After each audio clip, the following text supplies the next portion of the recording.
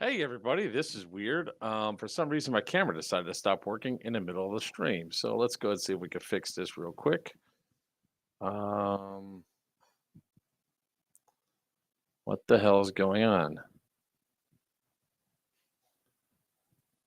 There we go. What the? Oh, joyous day. We're gone for just 2 weeks and then everything goes to hell in a handbasket. Not angry though.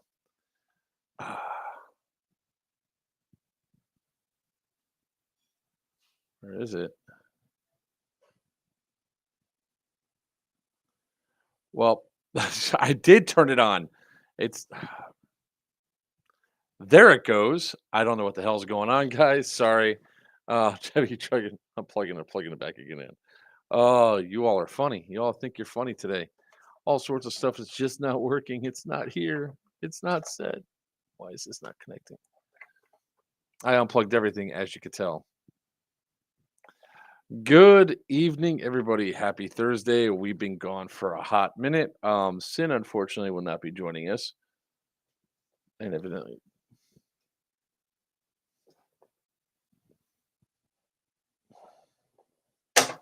I give up. I give up.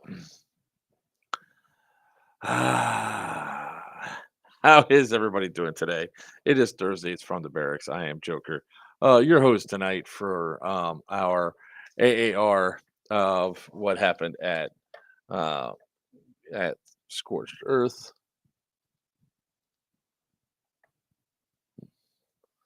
There we go. Will Papa Buck be on here? No, I didn't send. There was supposed to be a few other people on tonight, so it was like a little bit loaded. So go through, but evidently, looks like I am doing this solo tonight. So here we go. All right, everybody. Well, we want to thank you all from all the staff to from all of us to all of you. Actually, let me see if Toucan is available. Let's see.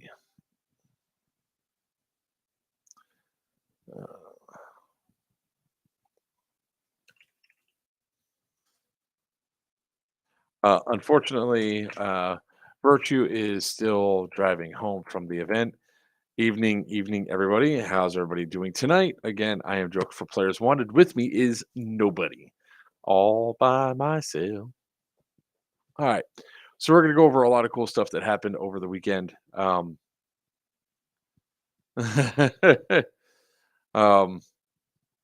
let's go ahead and at least get Buck on here so I have somebody to talk to. Uh,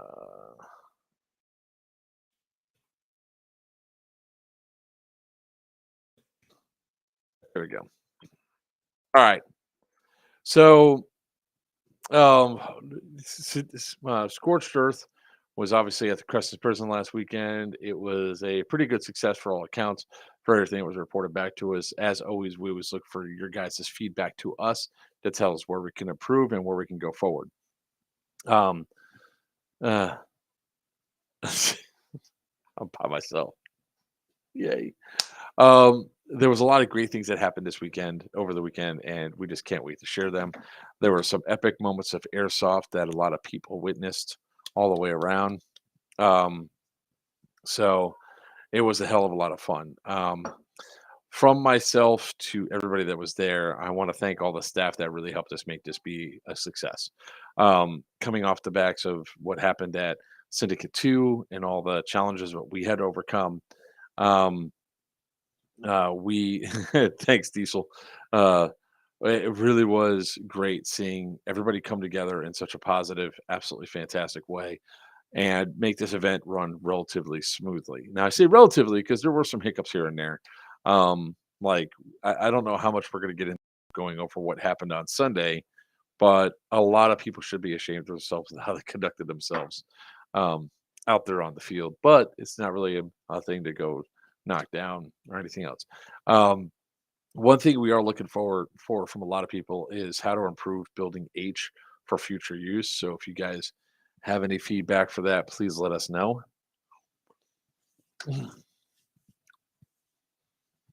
Well, I don't think it's so much with growing pains, but we'll talk about Sunday towards the end. I'm going to go in like chronological order. Um, I will say from the start, with the exception of missing a couple people that came in because we didn't lock the gate because the truck guys were still moving their trucks back and forth. Um, the people coming on site, they came right inside. They got their register. They got registered pretty quickly. A lot of people came right in. They got their waiver signed front and back. Unfortunately, I haven't had a good experience in night game yet. We'll get there. Oh, Crusade boys, we'll get there. Um, so registration went incredibly smooth. I don't think anybody waited more than like 5 minutes in line for registration.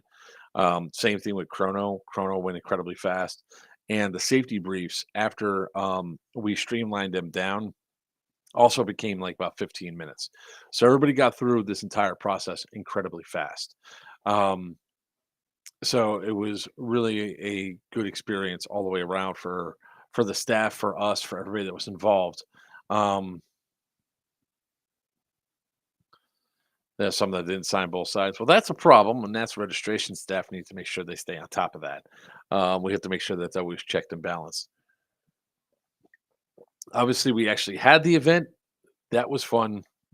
Um, we did start really close to every time that we said we would, with the exception of the two night games. So um, on Saturday morning when we came in, people were being pushed through registration and registration, chrono, and safety briefs incredibly quickly. People were geared up, ready to go to their AAs, and while they're at their AAs, the game started, I think, at 10:45, which was a pretty good time to start and kick things off. It was really close to start time.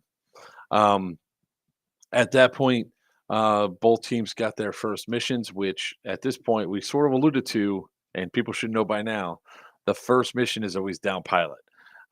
It's whoever finds Nikolai first. So I want to go over and talk about this first mission because it actually was kind of an interesting dynamic to see. It also gave me a huge amount of giggles. Um, um, so let's talk about that thing for a second. Now I do have this time I pre-planned and I have everything queued up. All right, so I actually did it. So I'm going to play the three parts for for Tan. So at the start of the game, um, the both teams were told find Nikolai, and the instructions during the safety briefs were all pretty clear. You guys can manhandle me. You know what my safe word is. Um, so here's one of the funniest things of how I thought this event was going to go, and it gave me giggles. I'm trying not to laugh my ass off, but let's go ahead and start playing these parts, and you tell me if this was not funny as hell.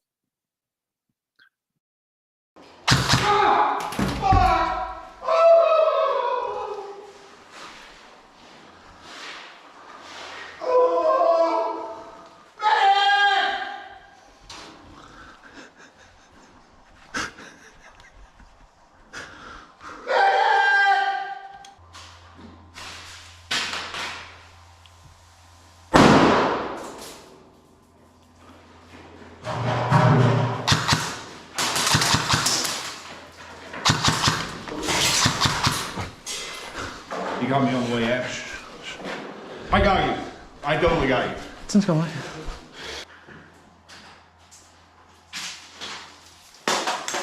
You.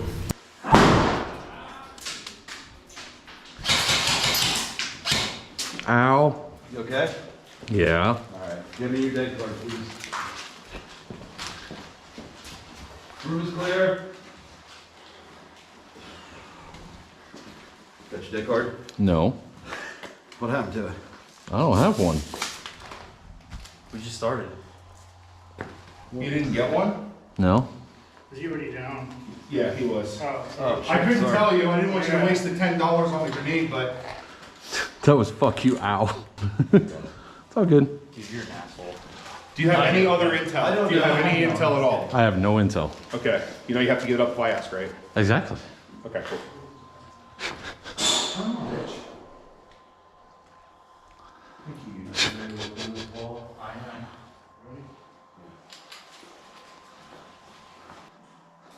If you want to go ahead and move out to respawn, you can. If this tunnel's clear. I'm good. Okay. Are you tan? No. Okay. Just want to make sure.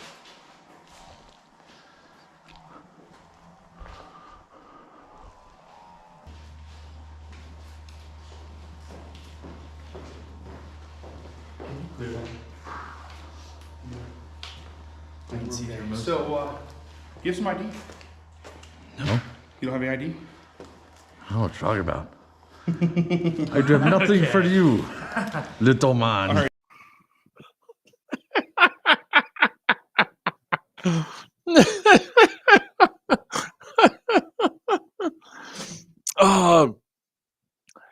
Okay. This is hilarious because honestly, you don't have a kill card? No. I should have kept I should have put the Joker's card on me and just handed it off and be like, sure, here, and see what happened. But it was really, I even looked up and was like, no, I mean, I'm wearing my blue Hawaiian shirt. I mean, I was standing out like a sore thumb.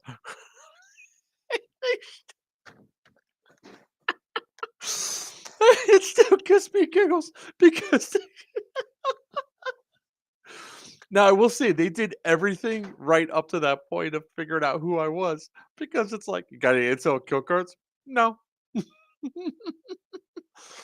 Dude, they shine their flashlight on me, man. It's like I'm kneeling down right in front of them. Oh god, it was just hilarious. What happened? So it gets funnier from there, right? Because now they have to search me and take me prisoner. And well, let's see how that goes. Oh, where is it? There you go. Yeah, that's fine. Watch that door.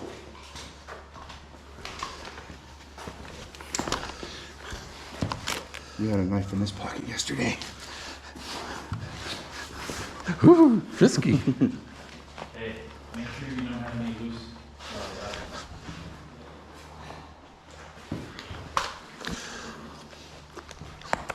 Not that one. That was my favorite stabby stabs. Put that somewhere.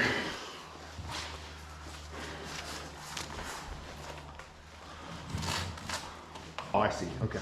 Boris? Who the fuck is Boris? Isn't that your... I'm Nikolai. Nikolai, I'm sorry. Boris Nikolai, it's all rushing to me. Shut the fuck up. Get in. Let's fucking move. Okay, now you're not gonna help at all, right? Not at all. Here. No. Oh, no. No! You'll not take Nikolai alive! You communist pigs! No! Not ever!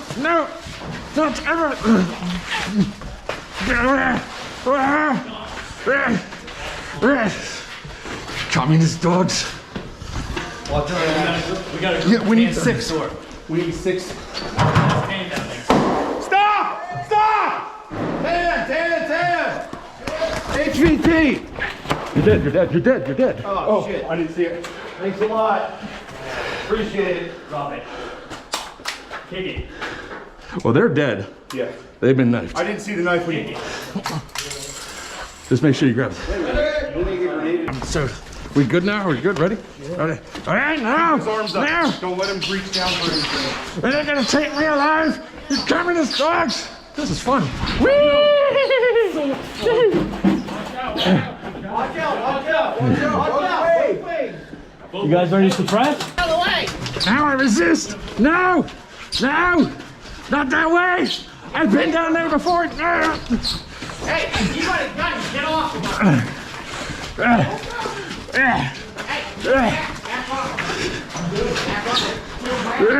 No! This way! We go this way! Boys up here with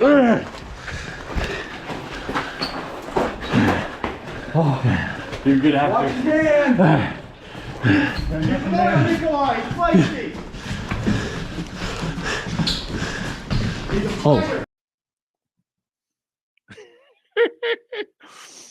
So to explain what happened there, right? Um, oh, look, finally somebody shows up. Papa Buck in the Hey, it's house. Buck. What's up? So when How we they doing? pat me down, you actually see the dude lift my hand up, my left hand, and start patting down my arm. I had a knife right here where the hilt was sticking out like this. And he literally pat down, grabbed it, and just kept going. I was like, all right, I get to I get to continue with this. This is great. So, looking at the video, I actually did knife all three. Just like in the first video, the guy that ran across, I'm pretty sure I hit him center mass, but I didn't really call anybody out on it because I didn't really care. Right? It was all a matter about taking me. So, it was just really hilarious that I was able to knife somebody, and they're now and this is where the important factor comes in, right? Because when he patted me down, he didn't pat me down sufficiently enough because I also had, ooh, I'll get it in a second. The limited edition G&G Teal 1911. That was right here. That was being held in place by my padded shirt and my H harness. Um, and these guys just didn't feel it, didn't go through or whatever, and I'm fighting tooth and nail with a lot of to go through. So, unfortunately, I only have up until this next clip when it ends. That's all I have for the attack on Tan. That facility eats batteries for breakfast, and my fresh GoPro battery was dead, which really sucked. But here we Of go. you over a table. All right, where's Okay. Go, go, go. Oh, Oh, go, go, go. Oh, fuck this.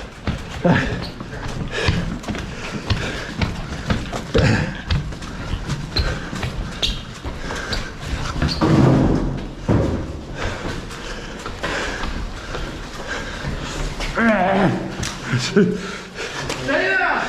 Keep moving the line!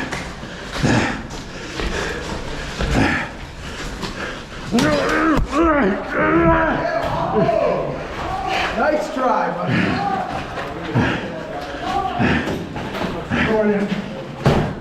I got the door.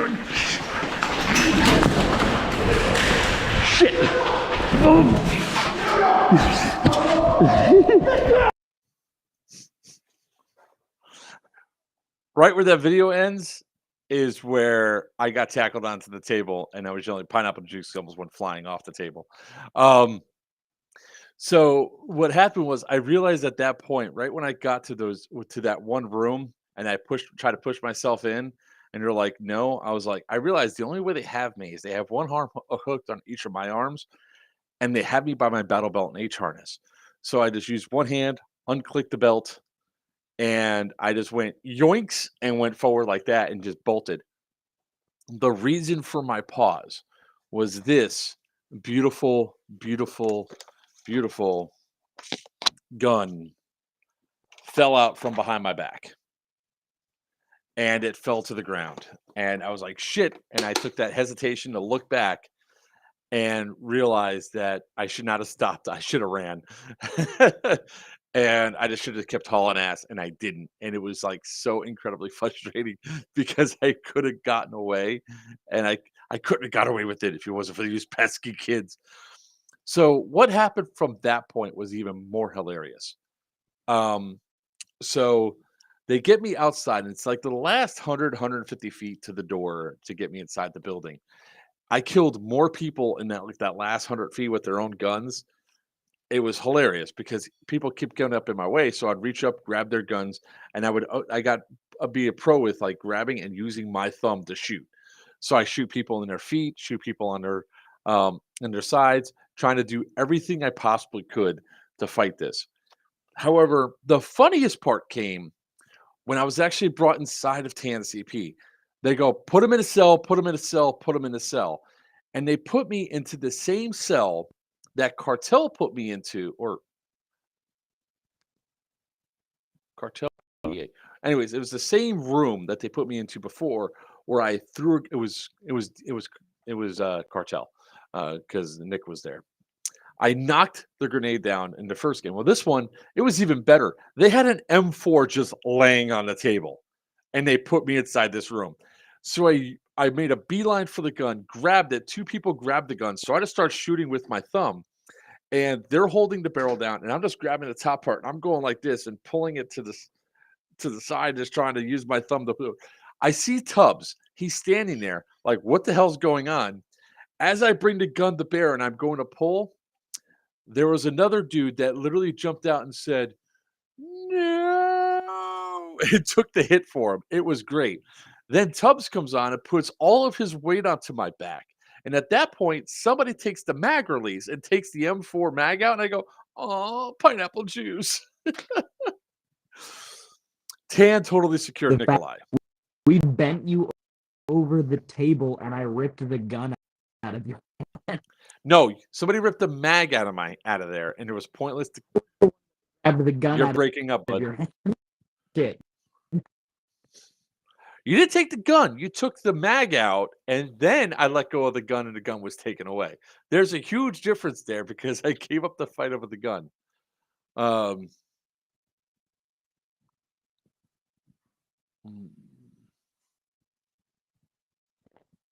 All right, cool. All right. Hey, everybody, how's everybody doing? Hey, Tank Goblin. So you're breaking up something fierce again, bud. Like your audio. So that was fun. That was hilarious. And from there, the game like really took on its own vibe. We tried to stay as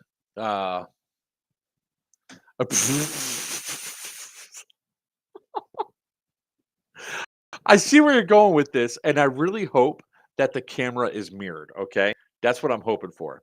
That the camera is mirrored properly, so we can actually read what you have to say. Because if not, this is going to be really hilarious. Um, all right, so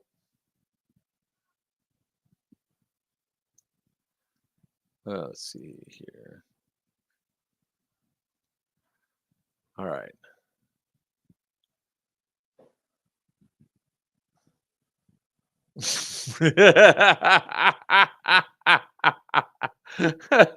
That's a good way to put that, so you don't get in trouble. All right. So from this point, the gameplay goes on pretty well. We really didn't have casting couch. Oh, so from this point, the game's going pretty smoothly. Things are going back and forth quite a bit. Both teams were super aggressive in their play style, which worked out really well. Both teams were getting a bunch of objectives. Um, the prisoner taking, evidently, there was a group of some people that when they fought, and then they surrendered so they can hang out inside the enemy CP. I know, Michael, man, I've been busy. Uh,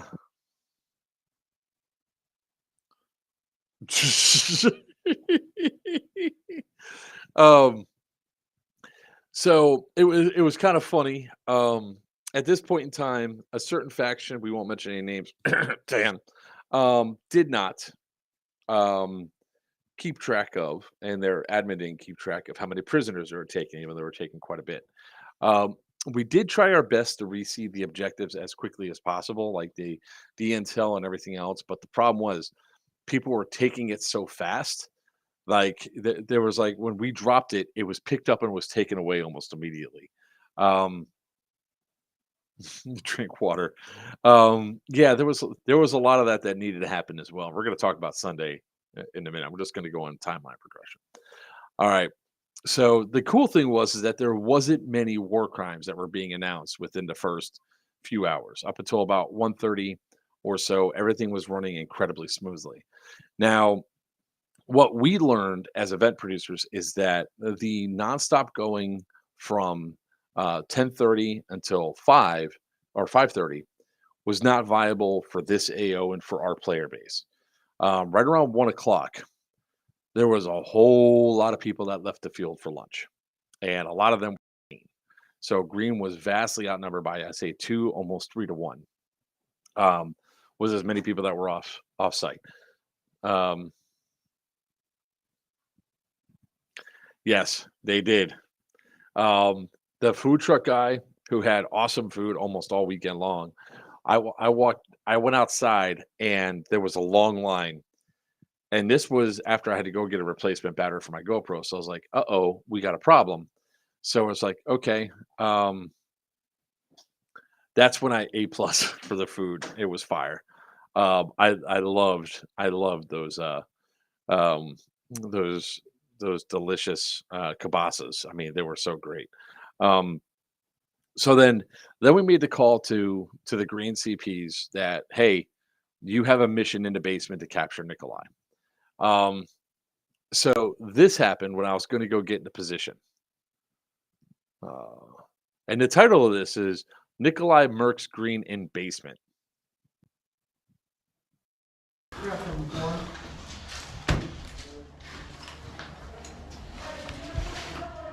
Green? And there, so now you got 3 guns in.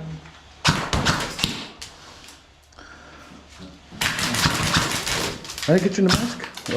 Oh shit! Oh, that was a dick move. I didn't mean to shoot your lens thing.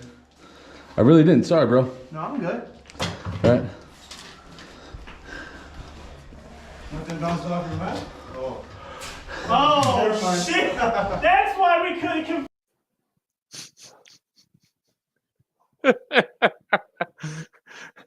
I literally, I was swore I shot him in his mask. So I was wondering why he still pointed a gun at me, but he still didn't shoot at me, which was funny, because I would have taken the hit, right? So they all got murked by Nikolai, and I really feel sorry about that dude's lens protector. I mean, I shattered that shit, and I didn't mean to hit it. It just happened to happen that way. He's like, well, it is what it is. Diesel, you don't want to know. I know, right, Nick? So what I did was not to be a jerk because I took them out and Green was getting Exos and CO should be able to fight Nikolai. All right. So the reason why that's not the case is because I'm insured. They're not.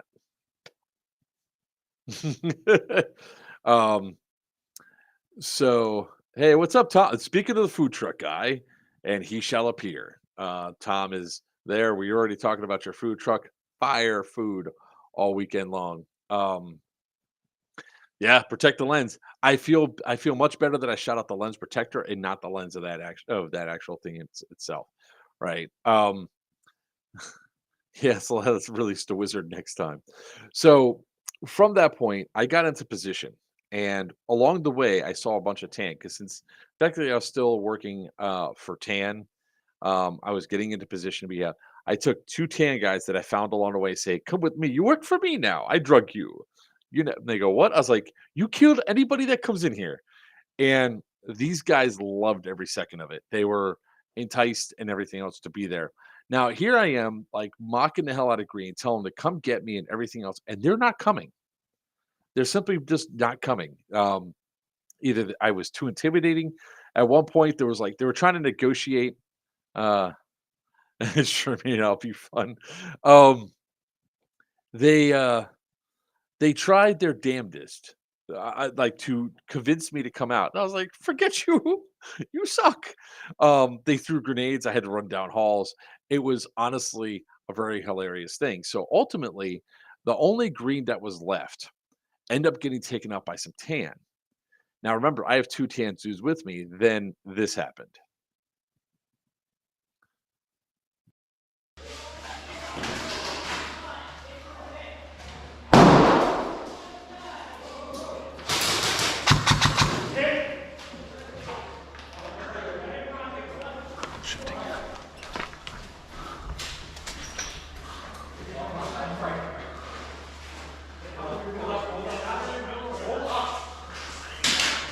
Back.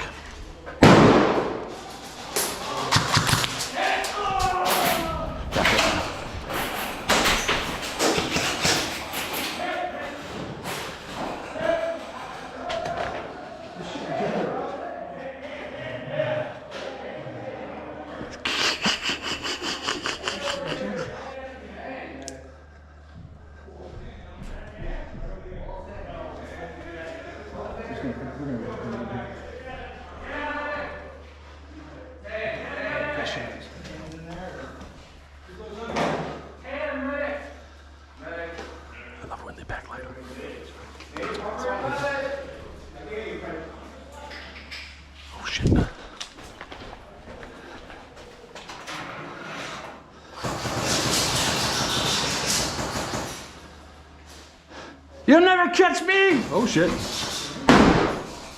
You're dead, you're dead. You're dead. You two are dead. Down. Hit. Down. Hit. Hi, suckers! Shit. Hold it! Dead. Hold. That was an extremely well thrown grenade. It landed damn near in my lap.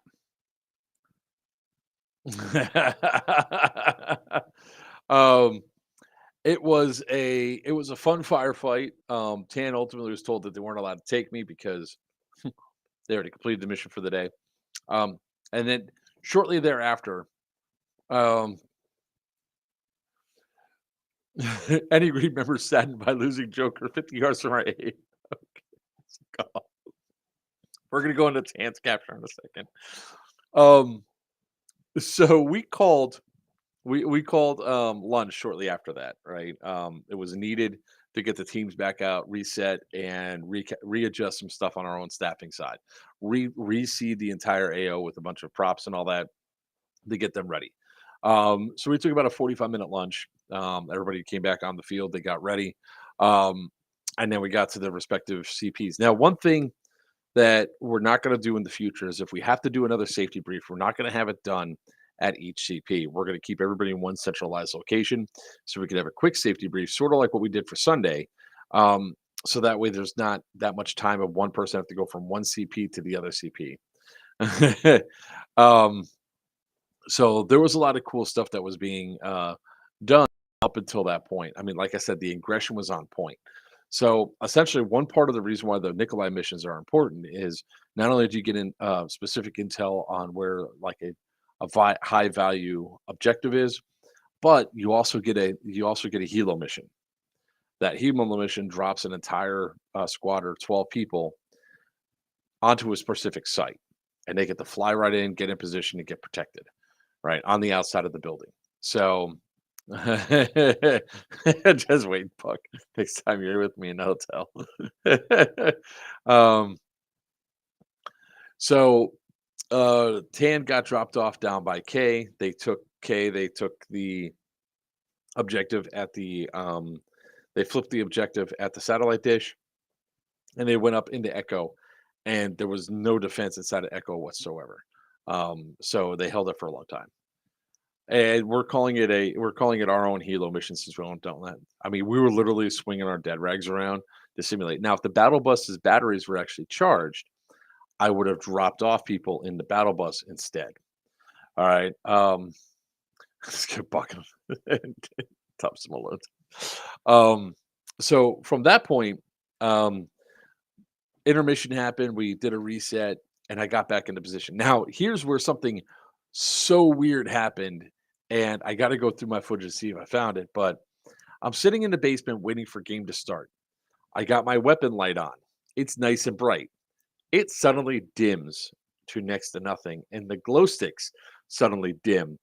And I get on the radio and say, "Can we please start the game as quick as possible because there's something in here with me." It really, really, really, really, really was like messing with my head. Game started, and then this happened. Green found me pretty quick because they were told where to go, where to find out, and here we go. Now this is in 5 parts because this one lasts a little bit longer.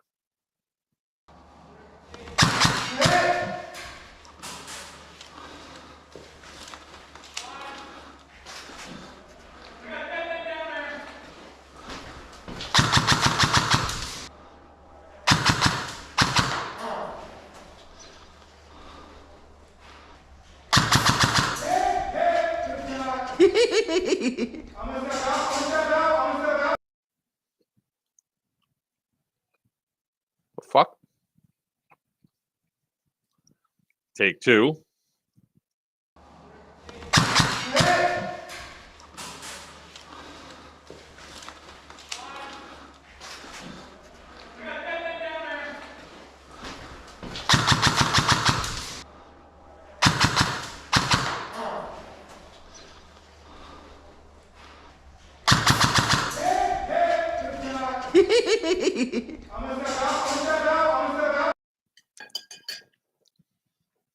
Oh, it is just that short. That's right. Okay. So, mind you, I was just shooting down that hallway just to piss off people. I wasn't actually aiming at anything. So I wasn't blind firing because I was looking down the barrel of my gun. But shooting that one dude in the hand, I shot two people. You heard one whack right on a plate carrier. The second one, I got the guy in the hand. It was great. Then this happened.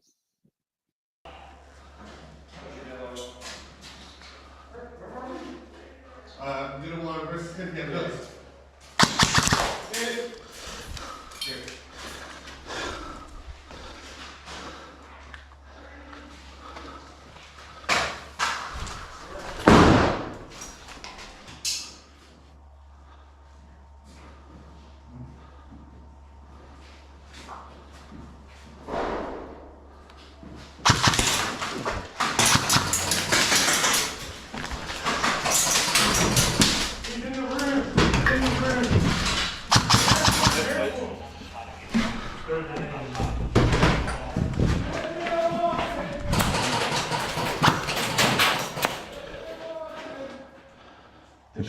Huh? Good shit.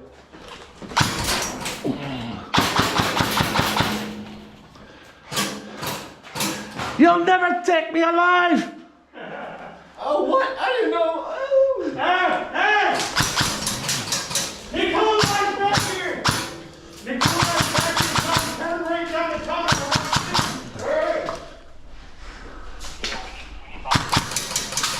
Hit! Hit! Did he say hit? Yeah. Did he say hit? Hit! I am the hit. You have anything on you? No, of course not. I have nothing. Oh, man. Come here, Kevin, take this. Hold on to it.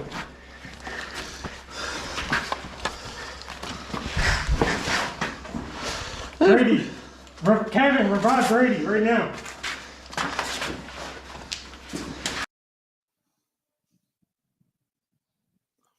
All right. So he begins my search.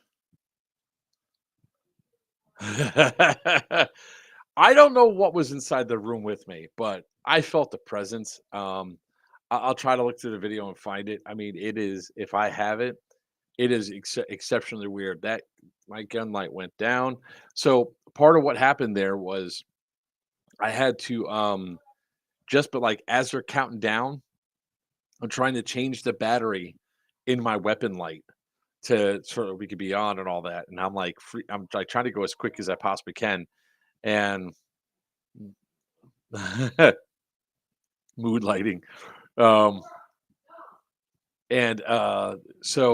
yes, I was turning the basement into a morgue. It was it was a hell of a lot of fun. So again, these guys are searching me. Now this time when I moved, the gun that I placed up here actually shifted and was at the back of my spine, right above my tailbone. It's sitting right above my battle belt. So this dude's patting me down, and the knife I had, I lost one, or so I thought. Turns out it was inside my hydro pack. But I had taken the knife that was usually here, and I stuck it where the other one was, underneath my padded arm guard, which was great because nobody could feel it. So they're sitting there patting it down. They're like, "Nope, he's got no weapons." Let's see here. All right. And then this happened. Now? Okay, I'll go for now. Oh, we gotta get him back to the people. No. Side. Which way's the question? Turn this way. This way. You need to turn this way. Yeah, go that way. Sure. Hey, Tommy, is the entrance clear where we came in? We're coming out with Nicola. Nicola? Hold on 1 second here. Nicola. That's my sister. I have eyes on Nicola and you guys on hand. Also committing other things. Turn left, turn left. Is the hallway good? Go, get in this room. Go, run. Keep going. Go, turn left, Calvin. Turn left.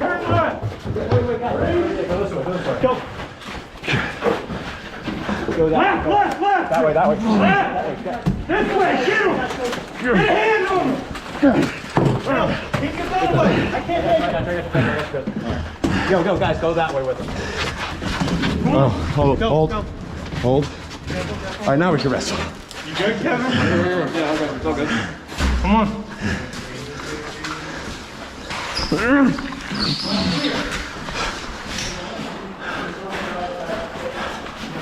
Hey, somebody grab his gun. No, you got...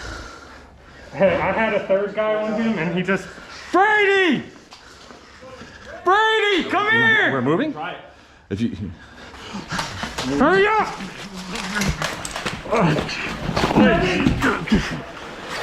Brady, grab a hold of him like you were. He's hit. Get him out. Brady, travel. Go. Go. Come on. Hit. That's one. That's what that is. That is one. Wait, guess what? They didn't search you properly. Now, mind you, in the video, you can see this arm is getting manhandled a lot and moved around. They're grabbing this arm. That is where the knife is.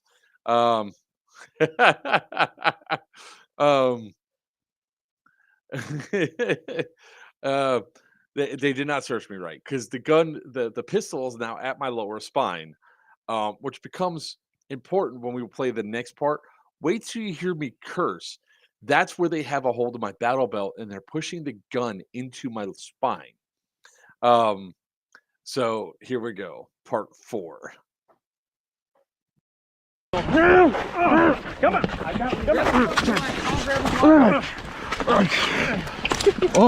Watch it go. Hello. Good. No. I need escort. Move now.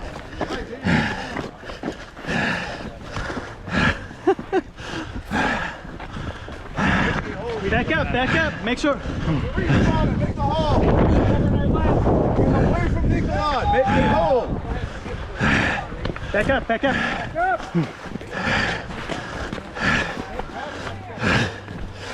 It's resisting. Shit. Watch his hand. Watch it.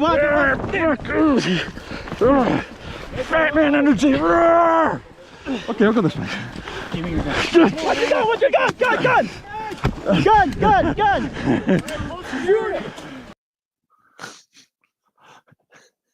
That part was awesome. When I said, oh shit, that's where they grabbed the battle belt, and I could have sworn whoever had me by my pants or by my battle belt had to have felt the gun inside of my back. I'm aware of how this ends. You had a front row seat. I had. So I give credit for the dude with the pistol. While one shot did go off, and I'm pretty sure it hit the person that was on the other end, he got that mag out fast and threw it to the ground, and then he gave me the pistol, essentially, like, go ahead, use it. I'm like, this. So here's the final part, and this is the part where, yeah. We're gonna shoot a hole. Make a hole! Make a hole. Back up! Make us! Clear your fucking gun! Make a hole. Back up. Stop resisting. Got you here. Watch. You're dead. Watch your guns. You're dead.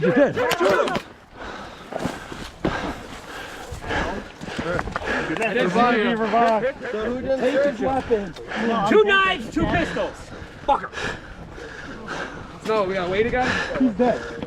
Did you frisk him? Ow. Pineapple juice. Hey, did you frisk him? Pineapple juice. Pineapple juice. Give him a minute. Give him a second, guys. You good? Watch it. That's 3. You failed the mission. That dude was trigger happy. So I think I got the CO with the knife kill because the guys were there and he was within striking range. What I did was I went behind me, and then I went for him, and then I got shot. Got shot for my effort. That's cool. That's great, and everything else. But the second guy, what he should have done was he should not have shot me. He should have just waited. They should have just attacked and just grabbed me and held me down. Um, you failed the mission. We'll get you next time. So that was like an important factor. So, um, yeah, exactly. Failed to listen to instructions because that's the same guy that shot me twice. He's got this big old grin. It's like, I got you. I was like, it's alive, not dead or alive. So it was a major amount of stuff there. So we definitely have some feedback that we received moving forward that we're going to work with in the future and all that. I have a feeling that next game that I go to, which is Syndicate 3, which we'll talk in the second half of this show tonight. But I did give points because I was right there. I was like maybe 50 yards, like you said, from the CP where I should have been secured and should have been interrogated. But on a whole, airsofters is special. Nick, it was because it was so close. You were awarded points, like three quarters of the points that it was take to get Nikolai, which is pertinent because there was two things that offset each other for points throughout the day. So my firmest belief as an event producer and everything else, that even though people don't listen when it came to the control boxes, that's their fault, right? Because I was expressly clear. In fact, let me get a visual aid real quick. Do I have another video that's queued up for you guys to watch while I do this? Crap, I do not have one queued up. But I can add one from the source.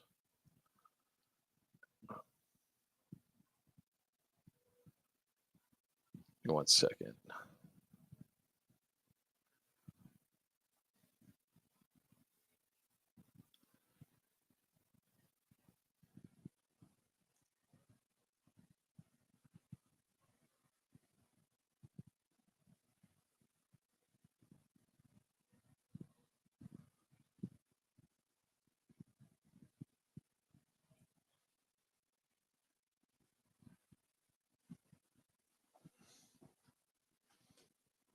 Exactly. Because you have to stabilize the wounded. Correct. They should have killed him.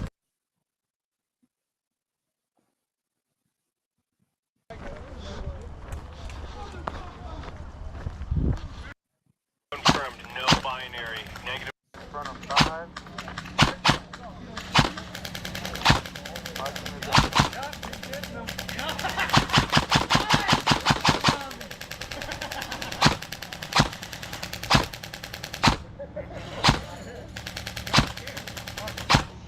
What's your location?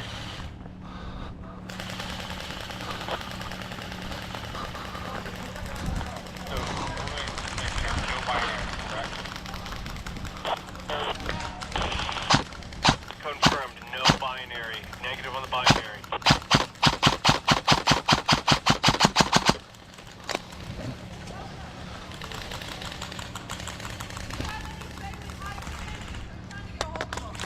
Who is?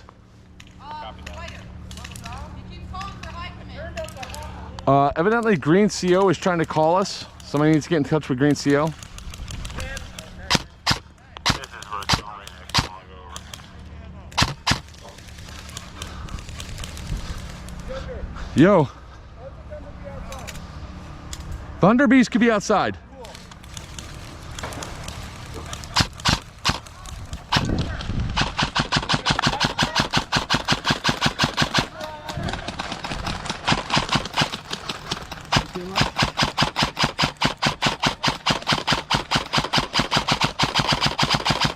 He's hit. He's down. He's down. Okay. All right. Now that I'm back, let's swipe that out. All right. So here's the lovely control box. Let's turn the light off for a second. So you guys shimmy, shimmy, shimmy, shimmy, shimmy. Oh, you guys still can't read it. All right. So here's what we did. but you guys could see it. We have green button. Wait, ow, stop it. We have the green button and we have the tan button. Tan button says Federal Coalition, Nationalist. Green button says Sovereign States, Federalist. This thing, no video was shown. Did the feed go haywire? God damn it. I think it's because I'm restreaming because Buck joined. Not against Buck. It's just a matter of the thing that goes there. But the reality of these two buttons, they're green and tan respectively. They didn't hold it down. They're trying to say, oh well, we checked. During the safety brief, I was so emphatic about checking the ones, make sure it says your team and everything else. Well, the green CO said something to the Christian about it, and points were deducted from tan and applied to green. That is incorrect for two reasons. One, it's not just losing, like say, I'm just going to use an arbitrary number. Say it's 5,000 points. If you deduct 5,000 points from one team and give 5,000 points to another team, that is now double the points. It's now a 10,000 point swing because of reduction down. In order for tan to get back up to where they do, not only do they have to go to 5,000, but they have to get the additional 5,000 to surpass. Buck calls all technical things on live. He does. So the reality that came down from that is that never should have happened because somebody screwed up. Now, I can understand if we somehow screwed up and we deleted the points. That's a different story, that we just don't score points for that box, period. But you don't deduct points from a team and give it to another team to offset it. You just don't do that. I understand that somebody might have defended the point the wrong way. We've done it at other games. Like I remember it happened at Third Coast Airsoft for Iron Fury, because I walked up on a control point that green was all over. Green was in control of it. Green was shooting the last remnants of tan inside this one building. And I walk up, I see the tiki torch. I look up and I was like, is that our objective? And the admin goes, maybe you should touch it. So I moved it over to the green side. And he goes, now you're scoring points. How long? And I turned to the admin, how long have they been here? 35 minutes. For 35 minutes, we didn't score points because nobody looked at the objective correctly to make sure it was counting for them. I saw it at Overwatch 2 of the Overwatch 6. I saw it at Homeland 2 and 3, where people just simply didn't flip the objectives over. That's on the players. It's not a technical glitch on behalf, and it's not Tan's fault that green didn't do the thing correctly. So because of that, and the fact that our Tan admin also did not count points, did not count how many prisoners were taken. There was a whole lot of prisoner captures that didn't count. So those two errors counterbalance each other out, right? So we eliminate that aspect there. War crimes were particularly hot on both sides. Oh, well, they were about the same on both sides. I mean, one side would do something, the other side would do the other. So it was really both things. I'll talk about Sunday in a second because Sunday is its own special animal. Mostly for Saturday, all the war crimes that were coming in, they were pretty much the same. They were pretty much the same egregious nature for both. So they pretty much, it was definitely too damn many. I caught a couple and recorded them in, and the guy's like, shit. Like one guy goes, I don't have my deadlight. And I'm standing right behind him, and I go, war crime. And I radioed it in. Yeah, the pyro. There was people throwing pyro outside after being told multiple times not to throw pyro outside. People are shooting out of windows when we said windows don't exist. Airsofters are idiots. And what happens is when one side does it, they think it's okay, so the other side does it. So then you have this whole back and forth. So when it comes down to points, both sides pretty much negated each other out. So the launchable pyro was, well, it wasn't launchable pyro, it was chalk rounds, but launchable tag-in products that hit players. Um, yeah, too. That was also a huge no-no. So there was a lot of stuff like that that got really bad through it. Now let's talk about Sunday, right? Well, the Saturday night game, I wasn't there. Now, this is where we go to Buck for a second. No, no, no. There's no like this. Um, when it goes to the Saturday night game, Buck was thrown in without being prepared. It wasn't on the fault of Buck that he was tossed into this. Buck kind of forgot that he said he would do the night game, and there was some other stuff that's going on. So moving forward, we actually have a set schedule in place for Syndicate 3 and future games where always people know who's running the game, what sort of stuff's set up, what missions are set, and what points are there.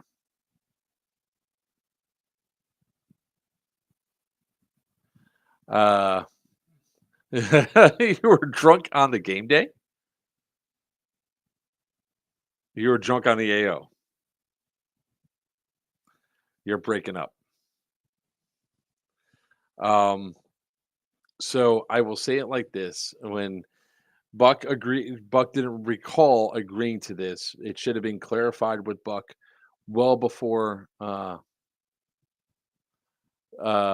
when I agreed to. Yes, I understand when you agreed to run it. Um, it's something that we've already addressed with we've already addressed it with our staff. Moving forward, if somebody's going to be running any sort of portion of the game, everybody knows that well in advance. So we'll have the schedule up of who's running what beforehand. Um, some questions came up about why am I not running it? One, my job on this site is not to run the game.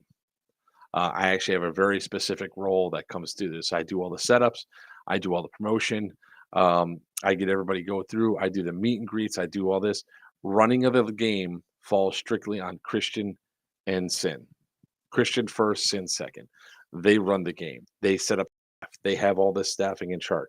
My job is to simply say, we have somebody for the night game, right? When I'm told yes, I act accordingly. Now, Buck didn't know. Stuff was thrown together. Buck went to dinner, and it's not his fault. What Buck did learn was that we have a set of expectations when it comes to the way we run games here. Um, even though I try to throw, you do all the food testing. Yes, I do. It was delicious, brother. What I do is during the safety brief, I try to add some levity to the safety brief, but also at the same time, not make it sound condescending to anybody. Although there's a couple things going to be added to the safety brief moving forward. So definitely people understand, especially when it comes down to Nikolai, medicing people. Like, I even though I stressed it in the safety brief, it's going to be extra stress when it comes to can you medic enemy players? Absolutely, you can.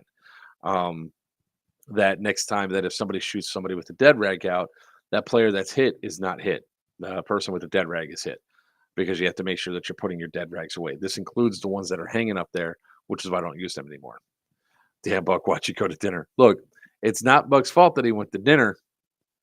It's the fault and responsibility that a schedule wasn't set for some of our staff.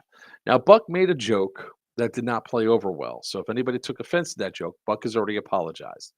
We just want to make sure that we know that we have the players in the utmost respect. With that being said, on Sunday, the players did respect the staff and us, and there were some problems. Our registration staff is there to service you guys. All of them are volunteers. All of them help us make this event go off without a hitch. I want to make something crystal clear when it comes down to this. You should not be attacking or disrespecting our registration staff. Yelling at them is not acceptable. Yelling at any staff is not acceptable. Yelling at any embed is not acceptable. We already work hard enough as it is to put these games on for everybody. You guys really need to respect that. And I understand tempers can get heated and everything else. Sunday, we love Dawn and Smurf. What about Sarah? Sarah gets no love? Oh, ooh, the Amazon's going to punt you. Yeah, try to catch up now. Sunday started, and I don't know whether people were tired, they were hunky, they were cranky, don't know what it was. But within the first 45 minutes, we started having war crimes fly left and right. Um, this is like one of the biggest problems that happened Sunday. The aggression level for gameplay was high. Both teams were going back and forth. Both were taken out. Both were going through. We discovered one dude's gun has an incredible amount of range. He should have said the Amazon. Come on, or the tall chick. All are acceptable. So I love how he's just going through like paper after paper after paper. It's great. Uh, then there became an incident that happened down at K. As I'm going through prepping to make sure that we're getting ready to leave for the event, call came out that there's a really heated altercation. No one's tall to me. She is 6 foot. So she can almost look you in the eye. Brainer's 6'5". Nobody cares, Buck. Anyways, so when K happened, we come rolling in. I jump off the back of the truck. There's a lot of yelling going on, and I think it's the first time where people literally looked at me, and when I turned around and said, "We're not having this discussion." I think I said no. What I said was when I pulled up, I went to where there's the fewest amount of people. There was 4 green and a shit ton of tan. I knew that when we started talking to all the tan, there's going to be a bunch of different stories that come through. So I started talking to green, and I was interrupted. And I said, "I'm going to treat this like police investigation. I'll be with you in a second." And I growled it. I was like, "I'll be with you in a second." And then they stopped instantly and stopped talking. So then the green dude admitted immediately that he shot a TAM player while his dead rag was out. He was medicked, and then he shot a TAM player with his dead rag out. So they didn't realize that you could medic the enemy. It's actually stated multiple times. You can medic anybody. If you medic them and you're not taking them prisoner, they could then kill you. There is a little bit of a thing with that. He forgot to put his dead rag in, and he admits that. What happened next is a level of he said, she said. So at that point, he said that a tan dude ran up and shoved him, laid hands on him. That is an instant red line. It's instantly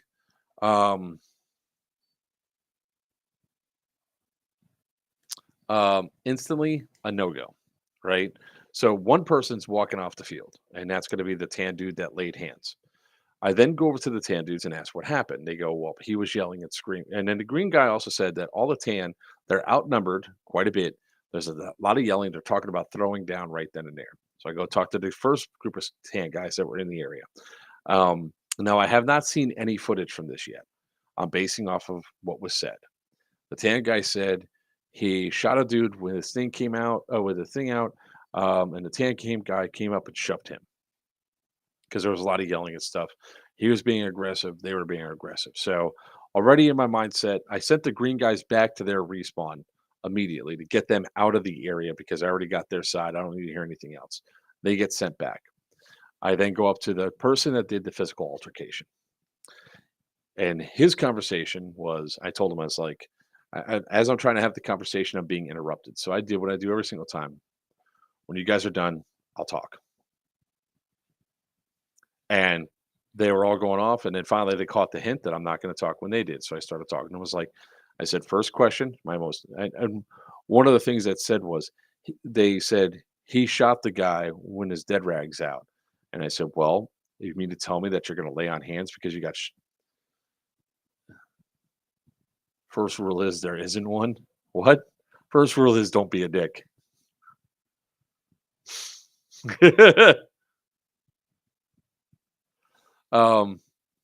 Don't talk about Airsoft Fight Club. So I turned to the tan guy and I said, so he got mad because he got shot. And they go, yeah. I was like, you mean to tell me that somebody laid hands because they got hit with a BB? Really? Really? That's what we're talking about here. Calm down. you're pantomiming too much. We have to be somewhat respectable to our customer base and inform them that they're not being whiny crybabies. It's a matter of solving up an issue. So when I went down and started talking to the main group, and we're not going to name any names. They knew, I know they are. They knew who they are. Um, let's see here. So when he comes, when they start talking, I said, "All right, let me get this straight. You mean to tell me that you're going to throw hands over getting hit with a BB?" When I said that, almost every single person there thought about it, and the look of fuck came over their faces. Like, and that is the reality of it. The incident at K was happened because of a thing. So then what the tan guy said was that, well, he charged me. This is new information, right? That's why the shove happened. But green guy saying he was getting shot before he got shoved. So there's like some misconception. So at that point, all right, I'm being told by multiple people there that the green guy charged him. He's now sitting out the rest of the evil as well. I told him I've got to send you back to the parking lot. I can't have people laying hands. And when a couple of them disagree with the decision, I was like, what does that say about us if we don't enforce rules? This is a serious thing. You laid hands on another player. I can't have that on the field. You don't have to go home. You can still attend a raffle. But at this point in time, I need you to go to the parking lot. And then I was like, do you guys understand that? And he goes, and then one guy was still shaking his head. No, I was like, do you at least respect the position I'm in, or I'm not sending him home right now? And they said, yes. I was like, you don't have to agree with the decision as long as you respect the fact that both guys are going to the parking lot because both guys did wrong. And both guys ultimately did. So I went up to green CP and I walked the tan player off the field. I sent all the tan over to 2 to respawn to get everybody time to break up and just calm down. When I was walking the green player out, he expressed more of the concerns that he had, that, he felt like he was being surrounded, that it could have kicked off, and he was actually a police officer. So when I'm starting to get this information from him about what happened, it's screaming in my head, this is a misunderstanding of intent. So when I came outside, the player that shoved him, I had them shake hands because he was right there, and they both started explaining their side. He goes, well, you charged at me.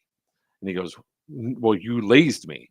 He goes, I didn't shoot you. And he goes, you didn't shoot me? He goes, I turned sideways forward because I was being shot full auto. So now it's like light bulbs are going off in both heads. Hey, we really weren't being dicks to each other. It was just a shitty situation. So both guys went on their way. We had conversations. And I was then in the parking lot talking with players, doing damage control, some damage control, but also finding out. And over the radio, the only thing I heard was war crimes, war crimes, war crimes. The biggest thing that can be taken away from this is both sides lost a hell of a lot of points because they just couldn't keep cool. They couldn't relax. They couldn't chill out enough just to play the game. People were heated. A lot of people, we went through 12 cases of water between both CPs. People didn't bring enough water and they didn't bring enough food to their CPs to either snack or stay hydrated so they wouldn't be cranky, especially on Sunday. That's important information. All right.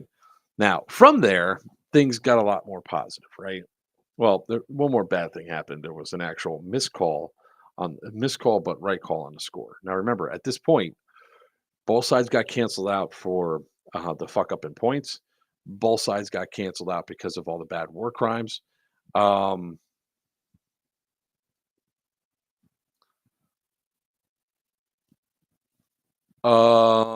There was people up on the roofs.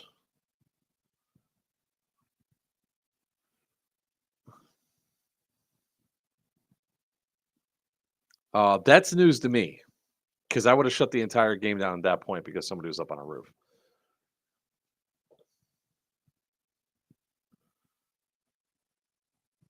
It was who?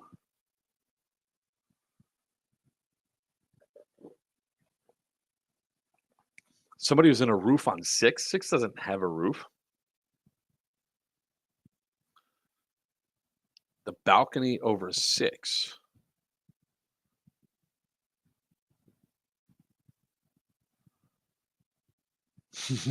Who is that that's asking that?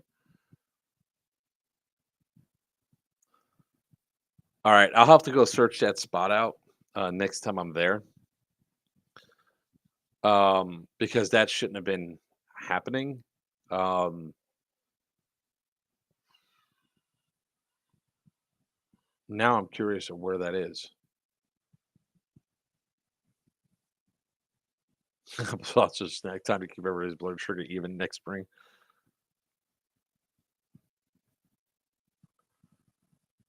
Dalton took care of it. Okay.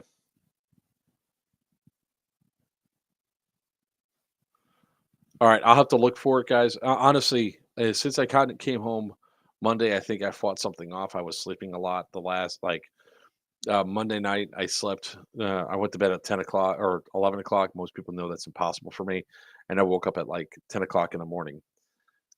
Tuesday night there wasn't a stream. One because Sin wasn't home anywhere near a laptop to do the live stream for the AAR, but also um, around 8 o'clock. By the time I got home, I was just dead tired. I fell asleep at 10 o'clock.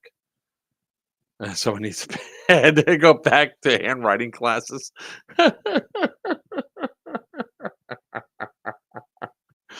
All right. So, uh,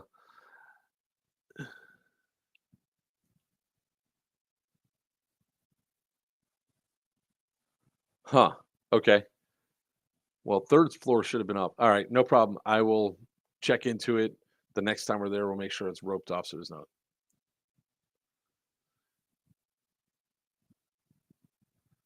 Yeah. See, I didn't feel sick. I just felt exhausted.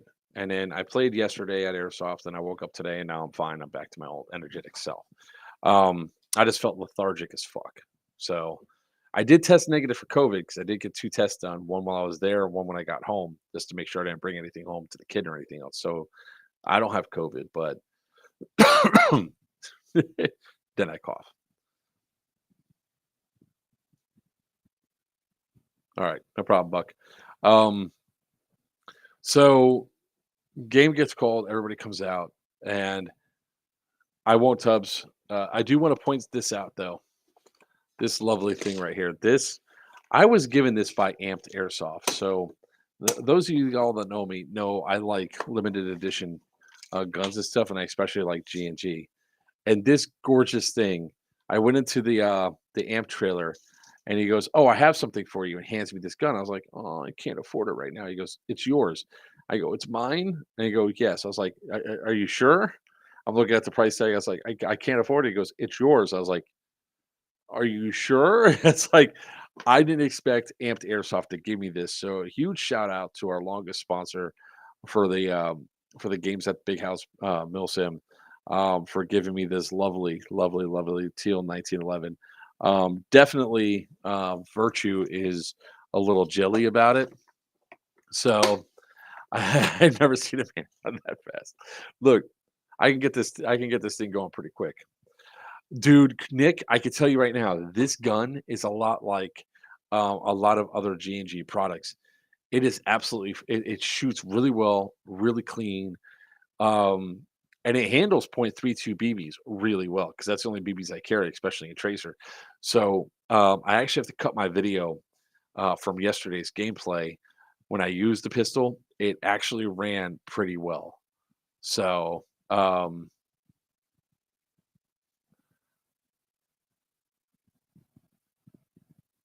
okay.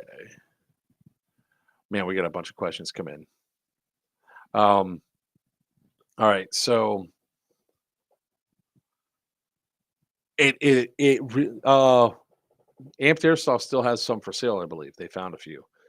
It let me see if I can doop doopy doop doopy doop. If I only had a way to pull up video right now.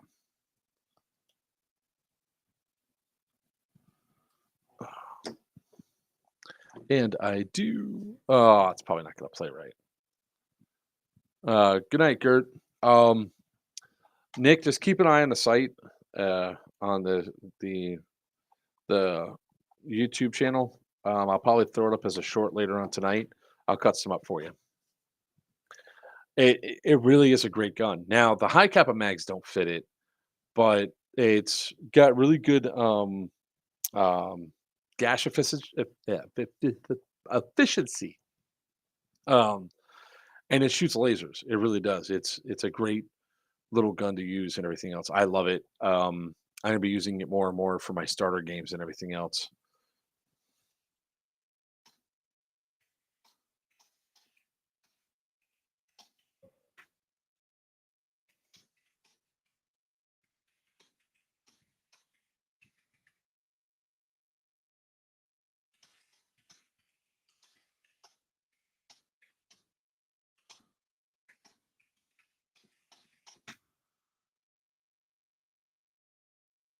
All right, cool.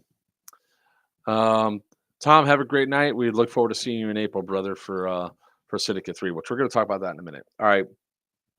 Then I want to talk about all the positives of the raffle and everything else and the pieing and all that because I'll be throwing videos up. We ended up raising over $1,100 for Battle Bus Adventures. So thank you all for everybody that contributed in every single different way. Yeah, they are.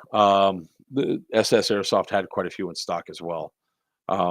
So if you can check out SS first, then check out Amped Airsoft. Both companies, I think, have some in stock. They really are great.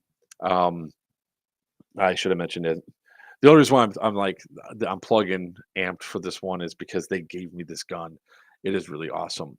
Next week, next Tuesday, I'm going to see about getting Steve on from SS Airsoft so we can talk all about SS Airsoft and the cool stuff that's going on with that shop. So sometimes it's one of the bad things, but I think I think SS has it. I think Amped has it, and a couple of storms as well. But I mean, this one floored the hell out of me because I was like,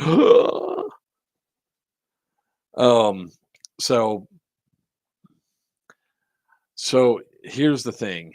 One of the biggest uh, things that happened. So with everything that, and of course, uh, demonetized. I curse too much. All right. Oh, Buck's back. There he is. So when the scores were called out, um, there was the scores that were announced, and then it was announced Tan won. Tan said you should did what? Tan said yes. It was yes, it was confirmed. Then it was one of the times where I had to come in beyond my station as just being where I was at and come in as an event producer and say, show me the scores. Let's sit down and let's talk about this because something's not adding up. What happened? That's when everything came out. So to lock it all down, the point screw ups cancel each other out. The the the the war crimes canceled each other out. The amount of prisoners technically it's washed because we don't know exactly how much each side had. Or I don't know. I don't remember how many green had because there was a number that was written 180 something or something like that. It was high, but we don't know how many tan had. So it's like we can't count it by that. We can't count it by how many objectives because both sides got a shit ton of objectives for either one. So it's like we have all these points that are stacked up on both sides. What is the one thing that we can all agree on did happen? 155. Okay, I knew there was a 1 and a 5 in there somewhere. With as amount of people as I saw being taken prisoner back to TAN CP, I have a feeling that the prisoner counts were probably similar. I think so. TAN went green for this event. That team learned prisoners matter, and they started taking a lot more prisoners compared to last time. So both sides were really taking advantage of that aspect. So ultimately, what it came down on was the Nikolai mission. So one team completed it, the other team did not. That was the ultimate deciding factor. Now, moving forward, this will never happen again because we did not have a chance to sit down and go over the scores.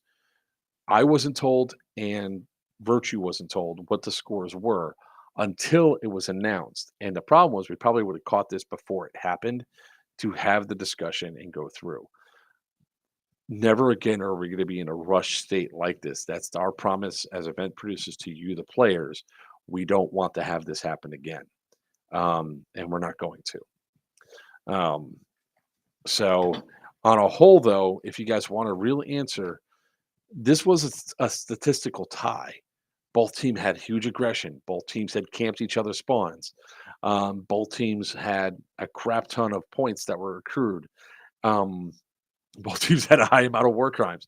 So it's like both sides. If I were to say, based on everything I saw, can I call a steadfast winner between the two? I would have to say it's a tie, except for that one Nikolai mission. So if I would have been taken captive as Nikolai, it literally would have came down to a coin toss of who won.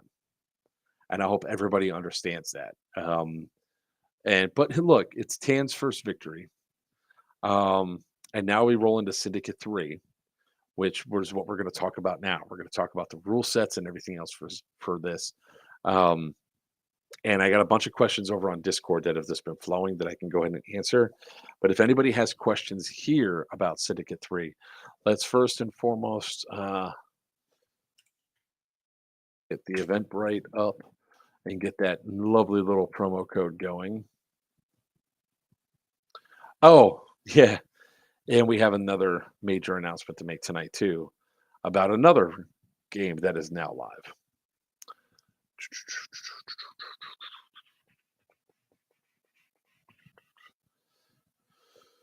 All righty.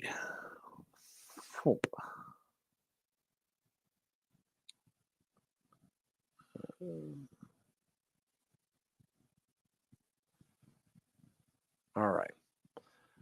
So here we go. There's the link to Eventbrite for Syndicate 3. We have DEA versus Cartel. So we also have two other factions that are on the ground that don't count. One is you can call it bounty hunters. It's our Op 4 team. Will you stop it, Buck? So one of those is our Op 4 team. The other one is our civilians. The civilians are our role players. They're usually tied directly to the JTF missions. So we just have to have confirmation that Echo Force coming up to run the JTF missions again. If they are, they'll be our civilian faction.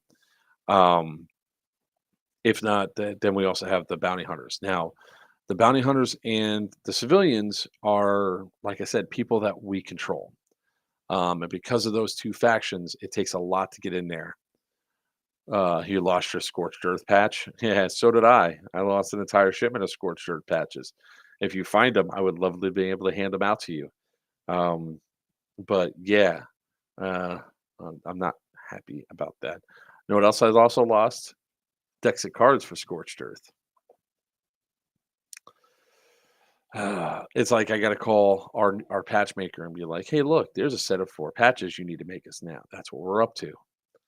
We need the original Geigerlands patch that was supposed to be here. We need Scorched Earth patches that were supposed to be here. We need Syndicate 3 and we need Syndicate and we need Geigerland 2 patches.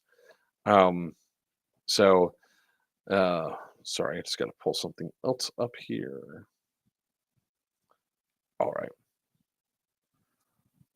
That's for later on tonight. All right. So when it comes down to these two things, our Op 4 team, or the bounty hunters, or the civilians, those are special invite only. I know quite a few of you reached out to us. Honestly, this week is not the time to really ask about it. Ask me next week to see where we're going. Alfredo, yes, we will get patches made up for those, and we will be giving them out to anybody that actually attended the event, like we always do. Like I said, this is not going to happen moving forward. There's things that have been shifted and put into place. I just want everybody to really know that the site itself had a lot of stuff that happened before I even showed up with the haunted house. There was a lot of stress and everything else that was involved. And we'll get all that stuff cleared up and set. All right, so Syndicate 3, it's Cartel versus DEA. Those are the two main teams you guys got to think about doing. DEA is tan, Cartel is green. Now, for all you that got pissy about us last time, that's where the civilian tops come into play. So civilians, or the Cartel, can wear a civilian top, and they must wear green pants. Any green camo work or solid green. Their civilian top cannot be solid black. That's the only exception. All right, and they cannot have tan in it. So there's no confusion, because remember, our bounty hunters are in all black. So we can't have anything. Of course, as always, gear doesn't matter. So Civilian or green? Civilian or green? Can't see me slapping my leg, but green. Or a kilt. Kilt works too. Pants or kilt, it works. I think Tubbs is going to have a whole bunch of guys in the Gringola cartel running around in kilts, which is just perfect. For DEA, tan, and tan. Period. No black. There is never black on our tan teams. Period. We don't care what other games allow that. There is no black on the tan team. Period. All right. All right. Let's see here. Can't read that. You're moving it too much, and it's wow. Really. I can't read what it says. Better than the Scottish way. All right. All right. At least we had insurance. Yes, at least we had insurance. All right. Let's see here. Hopefully, we can trust us enough in the administration building next time. For Scotland. All right. So let's go over the buildings here. What's going to be in play for Syndicate for Syndicate 3. Now, this is tentative right now, pending final approval. All right. Once they had a chance to go through and see just how well we cleaned up, it's more than likely that we'll be allowed to do some stuff. So let's go to the big map, shall we?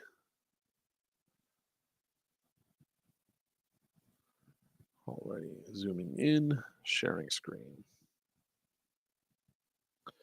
All right.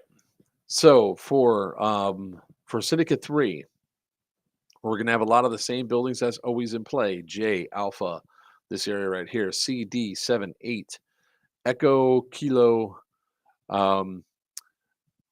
We are not going to be able to use all of the administrative buildings. Right now, the plan is to use the basement. The upper floors will be cut off. We'll never again be able to play in the upper floors of the administrative building. For one, we cannot protect this, the entranceway. Two, those other areas is going to start to be refurbished for other reasons. 9 and 10 will be in play. So you guys can have this area all the way down here to fight in and everything else. So those are the buildings that are going to be in play for the next event. We're going to sit down and have a conversation whether or not that we decide on if we're going to use this again as our CP and have people come up from all sides, or so it'll be 9 and 10 versus C, and have 8, 7, D, and Alpha all be in play. So that's what we're currently correct. Basement of 1 and all of 9 and 10. Yes, you'll be able to still explore on the Saturday. The haunt guys will be out of there, so we're not going to have that inside that building. So you shouldn't have too much of a problem with that. That's weird. So we're going to see the only problem that I have with turning 9 and 10 into, oh, you guys can't see it, but turning 9 and 10 down here into a CP is you guys are dealing with elevation going all the way up here. And that could be really tough on legs. I made your night awesome. So whether or not Foxtrot is open right here, if we can convince them to let us do some stuff by opening up the tunnel right here to connect up to have another entry point out of the tunnel, as again, it's all stuff that we're working on. I can tell you right now, we got a lot of respect for how well we treated the property and everything else. Bravo is never going to be in play for game wise. We were told that flat out. They don't want BBs and stuff inside of Bravo for whatever reason. I think that's going to be one of their next grow houses that they work on. We are going to see about camping out in Bravo. From the conversations that people had, some people liked camping out in there. Buck did not. There's short things on there. We might just turn the entire camping area back out to here the way it was before. A lot of people said that if it's not a Geigerlands event, camping out is simply not worth it. inside the building. So Geiger lands his own special animal because a lot of fun. It was not fun. So more than likely, what's going to happen is that Bravos is going to be out of play again. It was something that was tried for future events. We're going to take over swearing, moaning, meowing. You all sounds like you all needed some white noise generators in there for sure. Hey, that's not my problem to solve. That is your problem to solve.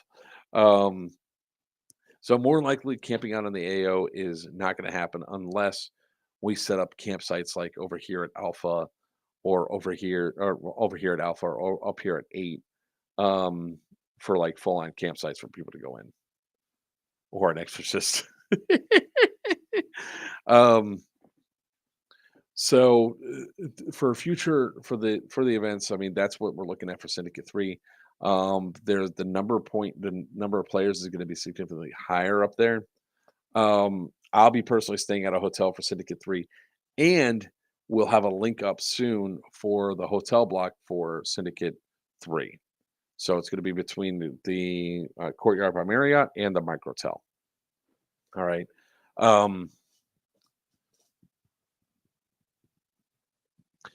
Well, the problem is that there's something else going on that same weekend, and there's not enough space at the Courtyard. So the Microtel, I think, is going to be the secondary hotel that we go to. In fact, let me check my email. I think I have an email for Airbnb party. The problem with Airbnb is that it simply put has the expense is much higher for no reason. All right. Oh, look, Syndicate 3 block. I need to print this up. All right. So for the Marriott, we only have 12 rooms, which let me go ahead and print that up and sign that right now as we talk.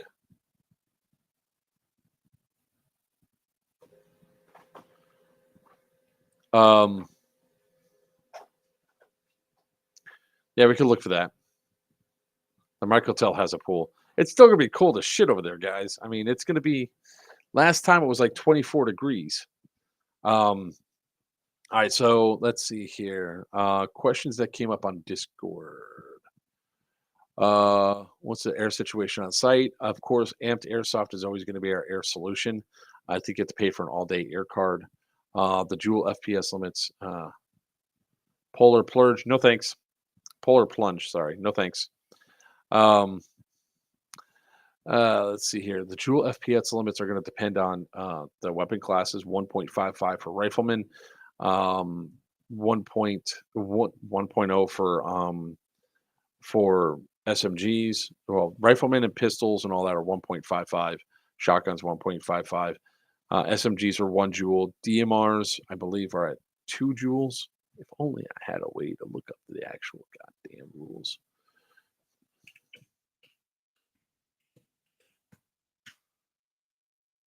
Rules.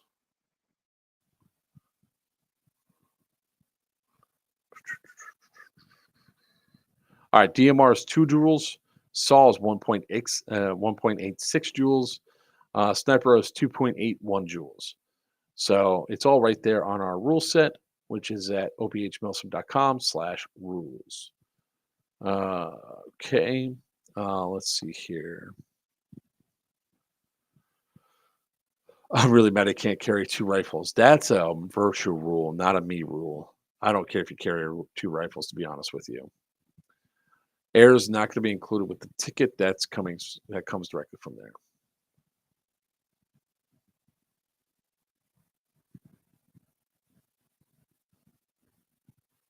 Let's see here quick.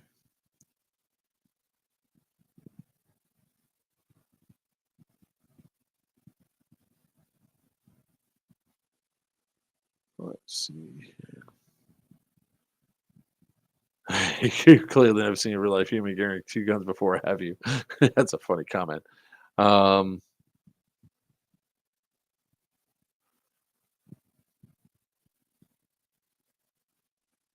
All right. That's something that we could definitely talk about with the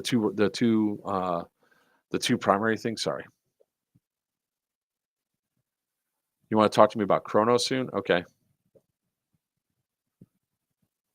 Any vehicles for Syndicate? There'll never be POVs allowed on Syndicate at any of the prison games, and the reason being is as that facility is just too tight. Um, you and me, Tubbs. uh, so when it comes down to vehicles on the site, the battle bus might be back in play as airdrop only. So when you guys do a mission, you complete the mission, all that. Syndicate 3 is going to go back to our Evo system where we're going to have, I think it's 3 3-hour blocks on Saturday, and 1 3 or 4 hour block on Sunday. So there's 4 Evos total.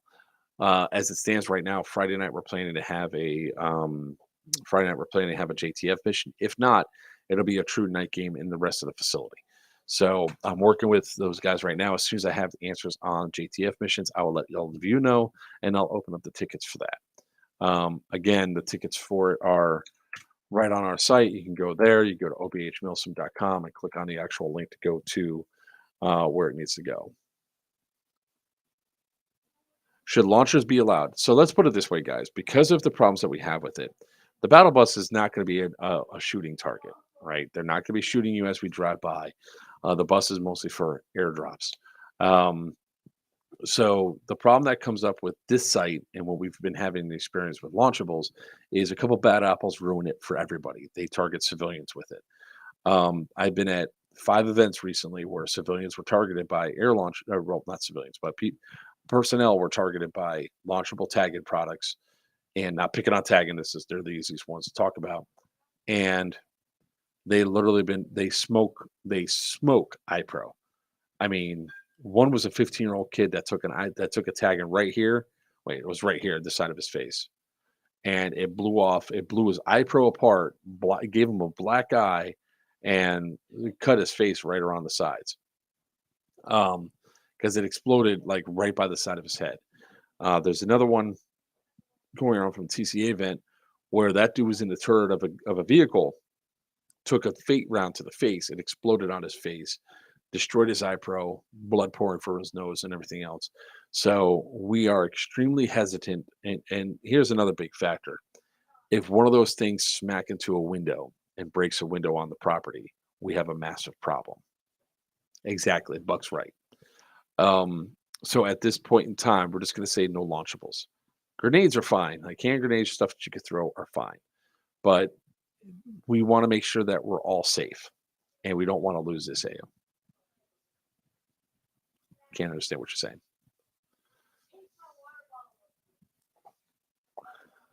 How about a please?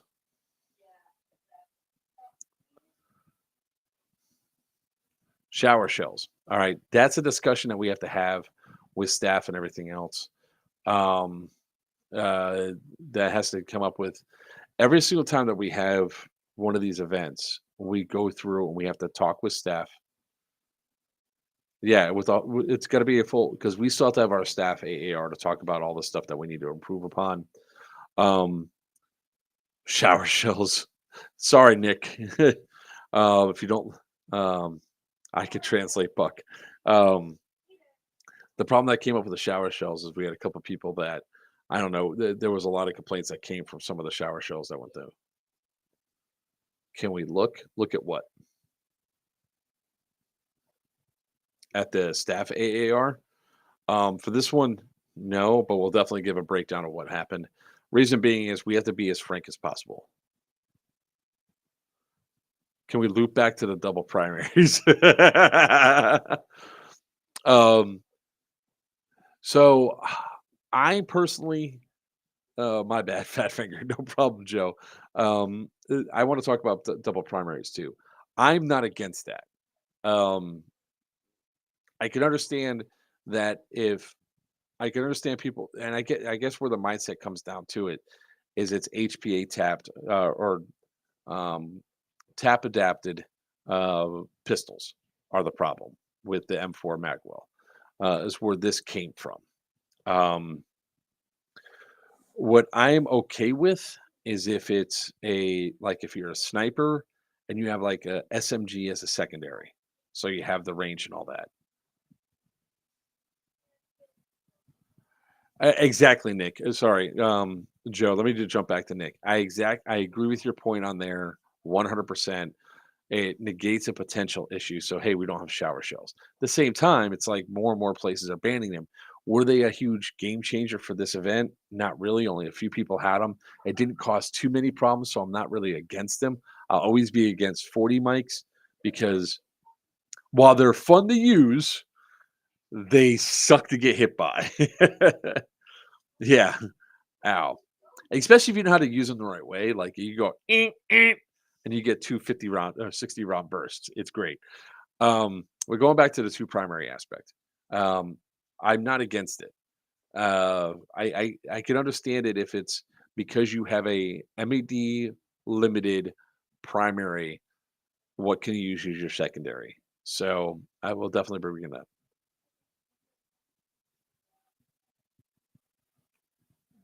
And Joe, I understand exactly where you're coming from. Tubbs, that's an actual good point. Let's save that for the team for the staff AAR. We figured out how to keep buck strike to a minimum. Awesome. All right. So, Joe, I would definitely take that up, and I'll do it that way. That you can, if you, that will be my, I think, my solution to make players happy because you're not the first person to mention it. There's like 4 or 5 other people that had the same issue. So, I don't think it's a problem to have if you have if you have an MED ranged weapon that your secondary can be an SMG, pistol as long as it's not tap adapted, shotgun, or anything other than an AR. Another thing that is definitely going to be coming out is what is an SMG? Guys, if it has an M4 mag well, it's not an SMG. I don't care how short it is. Yeah.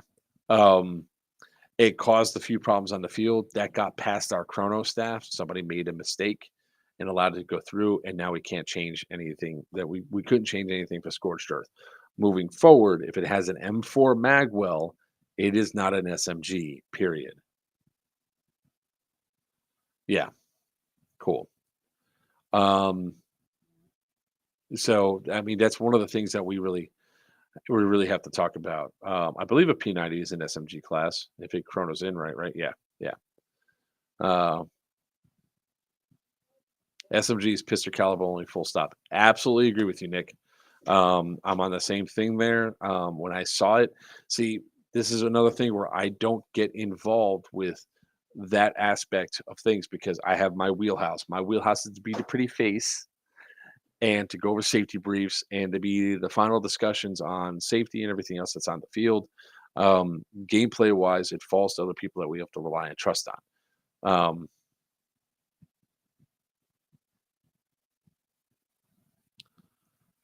VA. If I also had a GBB pistol and notch BHP tap, would that be allowed as a? I don't know what tertiary gun. What's a tertiary? I'm sorry.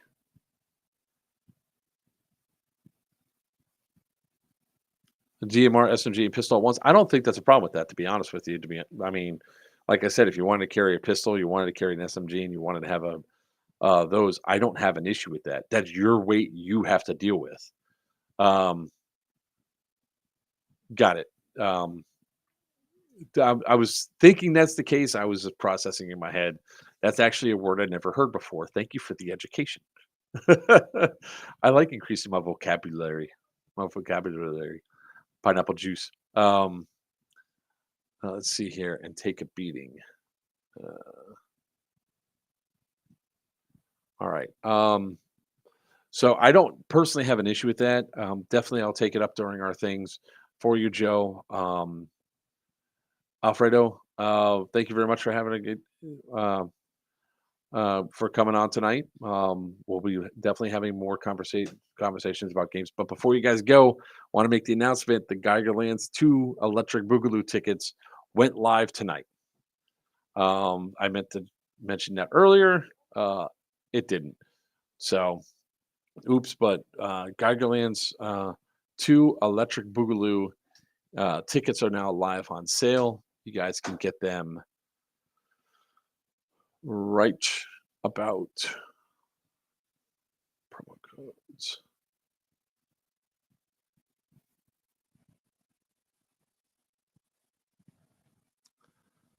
Sorry, getting it all together, guys. Give me 1 second. There we go. That's for Geigerlands 2. We dropped the tickets today, tonight during the stream at 8 o'clock. 250, Nick, is the goal currently. And we're probably going to get those numbers. All right. There'll probably be 6 on the field is the plan. So with these large armies and everything else, we are looking at ways to incorporate other areas of the AO. This means that there's going to be a hell of a lot more fighting. Yes, Magic Hat, but if you have any comments, questions, or concerns, feel free to mention them, because we definitely have talked about it. We did mention about what happened with the laying of hands, the pushing and shoving, which is not acceptable at our events. And I haven't seen any videos, so I can't say what actually happened. I can only base it off of what's there. And I went with pretty much what we should have, which is both parties go out to the parking lot, take a break until the raffle starts. We are bringing back the pieing aspect of the fundraising. People seem to enjoy the shit out of that, throwing cream in our faces.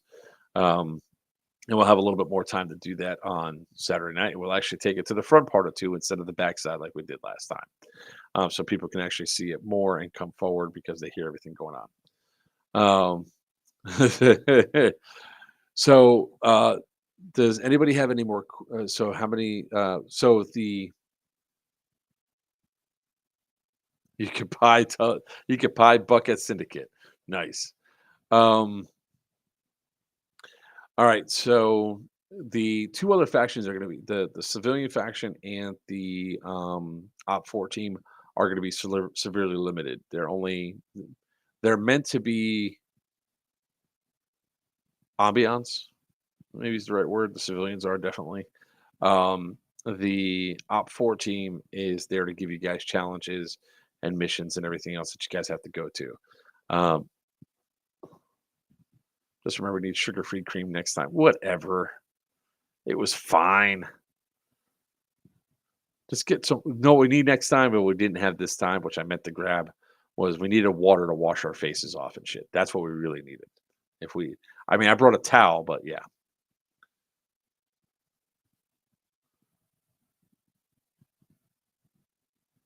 Will there be a Friday night mission? If so, will it count for points? If so. So when it comes down to Syndicate, if we have the JTF missions, they do not count for points. Those are something special that is paid for, sort of like a TCA Tier 1. And pretty much on the same point, on the same ball of how it is. They're really intense, extremely loud, and it gives you guys an immense experience on site. Now, if it's going to be a night mission because JTF's not coming up, the JTF missions are not going to be there, then it will count for points and it will be integral part. The night game for Saturday night will also count for points. So it's going to be important to have your players out there to play. My steering wheel was sticky. So was mine. It was bad. We had cream everywhere. I'll be posting the video when I cut that up in chunks. It is 15 minutes long. And there's a couple points in there where we make some bad jokes that have to be muted out. Can anyone sign up for Civilian Squad? No, it has to be pre-approved. And like I said, first things first is I have to talk to the guys that run the civilians because they are JTF mission guys for Friday night. Yeah, it's the Syndicate game is very intense. It's a hell of a lot of fun. There's a lot more fighting. If the tunnel's open, the tunnel becomes a cluster of fighting. It's a lot more intense. And the funny thing is, the site's going to switch over. The link for the site, this link doesn't work.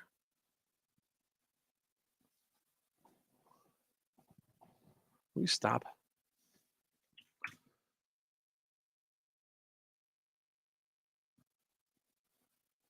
Or you're talking about, oh, let me go to GoDaddy real quick.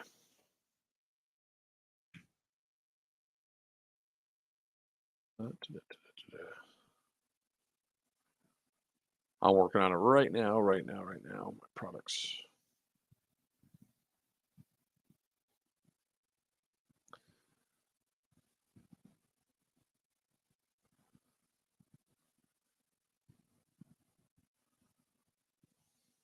Working on it.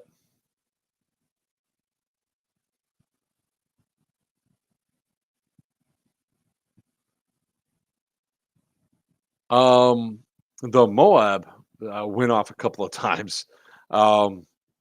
So one thing I was not told to bring was little boy. I was not told to bring this. Had I been told to bring this lovely little gem, I would have brought them so that way they can use it for the event. But I was not told to bring it, so I did not know we needed it to carry it back and forth. Give me 1 second here. All right. So there was quite a few airdrops. There will be for Syndicate more mortar drops and more rocket attacks, more buildings being blown up and everything else. That's what I was looking for, dude.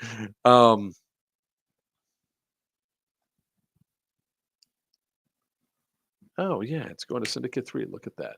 We don't want that. Remember though, you guys are here. I gave you a link that gives you a promo code. The link that's going to be on the site is going to be full price. And it is Geigerlands 2 Electric Boogaloo.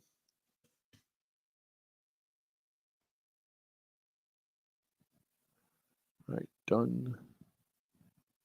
Oh, wait. Shit. I just screwed that up.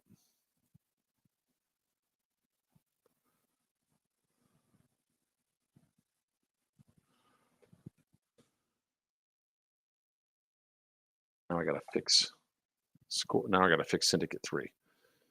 Erg. This is why I don't do shit on stream.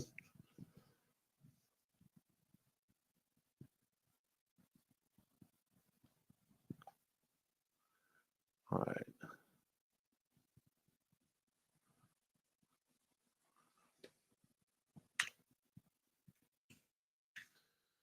All right. Oh, wait. Haha, I didn't actually publish it. Now I did. All righty then. If you guys check out the obhmilsum.com, you can actually see the ones there. So let's talk about this real quick.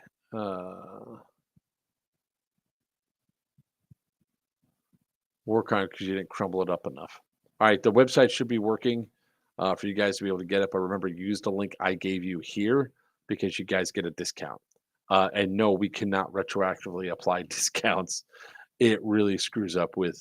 We actually get charged fees if we do refunds. It's stupid, but it is what it is.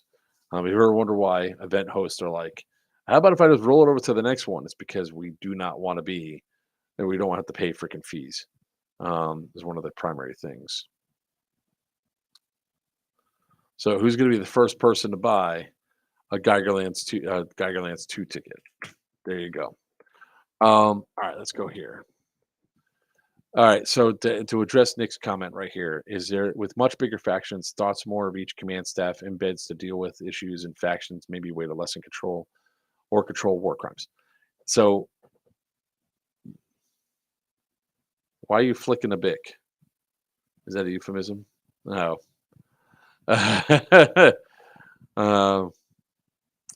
So when it comes down to embedded admins, yes, the embedded admins are usually the command staffs. We also embed people on both sides to make sure that they're in control. The biggest factor and the biggest problem that we have is that um, we need to make sure that before you guys are giving war crimes and everything else out that give you the authority to do so, that we can trust you with the responsibility. And I'm not saying that people watching this stream that I think that you're bad or anything else. It's just a matter of like even me, when I play at my airsoft, I try to keep my cool as much as possible, but there are times I lose my shit, which is why there's times where like the staff is like, you can't be telling people what to do because, like yesterday, there was one dude all day that it would take 5 or 6 shots to his face before he even put his hand up, and he's still shooting at you. I finally lost my cool when I came through and I shot the guy like 4 or 5 times. Um, and he's shooting back, and I shot him some more. I was like, "Put your hand up." Um, there was another kid with a white P90 where he mouthed he was not calling hits or whatever. He's only wearing a thin shirt, which was what was confusing as hell to me. Um, and I came around the corner and I shot 3 guys, like all of them they were there, and I was like, "Bro," that's all I said was "bro," and I caught myself. And he goes, "What?" I shook my head and I walked away. And then when I left the field after that game, he goes, "Why are you all mad, bro?" I was like, "If you're mad, you'd be lit up." He goes, "You threatening me?" I was like, "No, I'm just telling you the truth. If I was mad, I'd keep shooting you until you put your hand up. I'm not mad." 2 games later, I had to shoot him until he put his hand up. He goes, "Now you're mad?" I was like, "Call your hit. What can I tell you? Call your hit." And then, of course, he walked into my line of fire, walking back to respawn. And there's people literally right behind him that I was shooting at. He walked into it. Um, yes, AK guy, we're aiming to get the basement back. Only the basement. We'll never go the first or second floor of that building. We don't want to damage any more of it. The basement's easy to clean. The basement has a lot of cool features, and it opens up to the back area. Yeah, and that's the thing. Like, guys, for sure, come up to me if you guys think that you have the chance to be embedded admins. Reach out to us. We'll go over and we'll have some discussions and everything else. But pretty much anybody on our command staff is an embedded admin. That's where we're trusting them with these positions and everything else. Um, I tell you right now, the fastest way to lose an armband is to be rude to our players. And the main rule that we have when it comes to embedded admins is you police your own side unless it's something egregious. Then you come get us because we have embedded admins. Then we have our combat controllers who are our staff, which have a little bit more authority. And then we have the command staff, which is Sin, Virtue, and Sin, Christian, and myself. The three of us are at the top of that thing. So, and if I swear to God, I was so pissed off when I had to come out of character on Saturday to address a couple of issues that should not need to be addressed. Like there was literally some green dudes that were in the promenade of the church shooting from it at Tan that were against 5. Tan's yelling because these guys are directly in the line of fire. And it started because I looked out and I I came rolling. I was in the truck. I rolled up and I came out, and it was one of those things where you just have to yell, and I did because I said, there was the altercation, everything else that went down the line. Give me 1 second here. Oh, oh.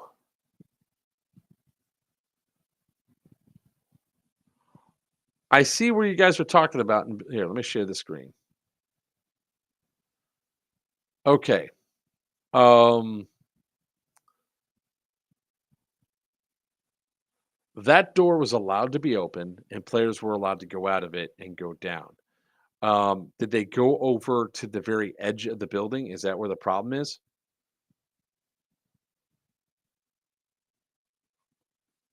Sorry, I can't read that, Buck. I can't read that, Buck. Yes. Okay. All right. We'll mark it out next time for sure to where it goes from the door all the way over. You cannot step on a roof. Okay.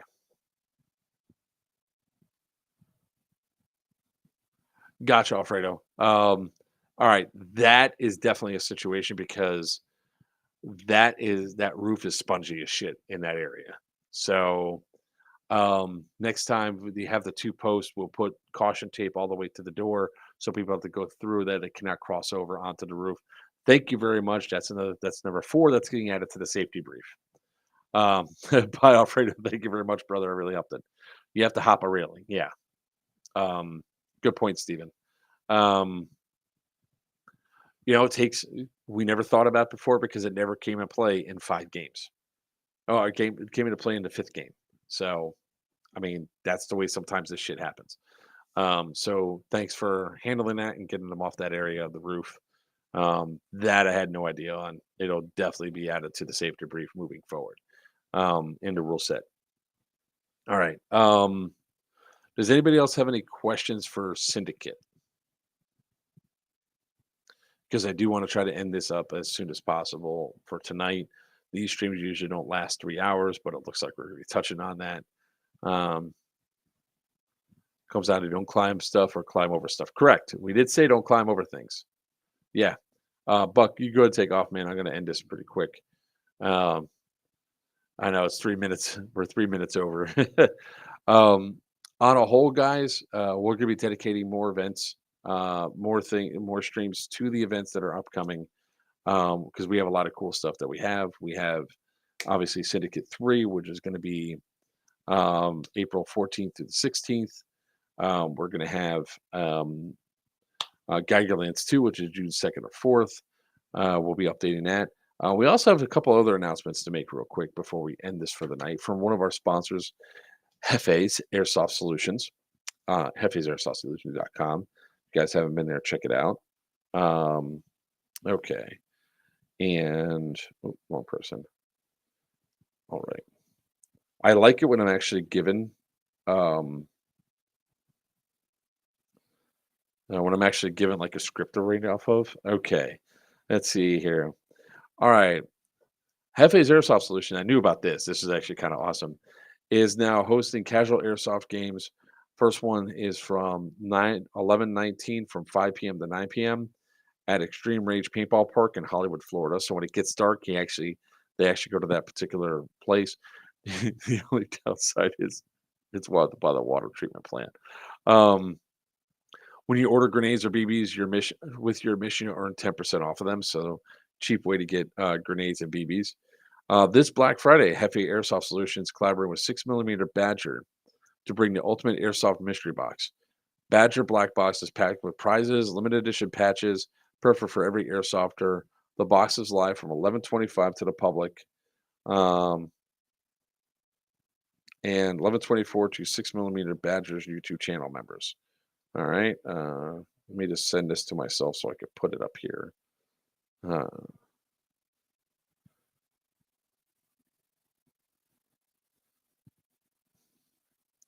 Copy this over. So, tell you about the 4 I mentioned, the 4 events. Sure, give me a second. Can I just get done with one of these? All right. Copy link address. Here we go. You guys can go ahead and check that out here. I'm sure we're going to be talking about this more later on, but definitely check out that mystery box. Hefe Airsoft Solutions. He's a new company that's right down here in South Florida. He's looking to do some great stuff in the South Florida area. So definitely check them out, hit them up and everything else. All right. Before I end this stream, and I really want to try to get out of here at like 2:15. That's probably Buck asking.